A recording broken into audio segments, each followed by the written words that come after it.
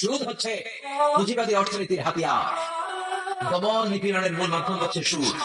এই সুদের কারণে যারা ধনী আর শুধু ধনী হতে থাকে, আর যারা গরিব শুধু গরিবই হতে থাকে। ইসলাম চায় না যে রাস্তার এক পাশে পাঁচতলা আর এক পাশে থাকবে গাছতলা, চিল্লা এখন ঠিক না? ইসলাম চায় কাইলা ইয়াকুনা দুলাতান বাইনাল আগনিয়াই মিনকুম, সম্পদ যাতে ধনীদের হাতে কুক্ষিগত হয়ে না থাকে, সম্পদের তারল্য যাতে সবার হাতে পৌঁছে যায়। এজন্য ইসলাম সুদকে করেছে হারাম আর ব্যবসাকে করেছে হালাল। চিল্লায় করেন আল্লাহু আকবার। এজন্য রব্বুল আলামিন বলেন ওয়া আহাল্লাল্লাহুল বাইআ ওয়া হারামার রিবা, আমি আল্লাহ তোমাদের জন্য সুদকে করলাম হারাম আর ব্যবসাকে করে দিলাম হালাল। সুবহানাল্লাহ। ব্যবসাকে হালাল করেছে কে আর সুদকে হারাম করেছে কে? সুদের মধ্যে দেখা যায় অনেক লাভ, অনেক টাকা, অনেক বরকত শুধু বেড়ে যায়। আল্লাহ বলে তোমাদের দৃষ্টিতে টাকা বেড়ে যায়, আমি আল্লাহর কাছে বাড়ে না। আর তোমরা যখন যাকাত দাও, দান করো, তোমাদের দৃষ্টিতে দেখা যায় টাকা কমে যায়, কিন্তু আমি আল্লাহর কাছে টাকা কমে না। সুবহানাল্লাহ।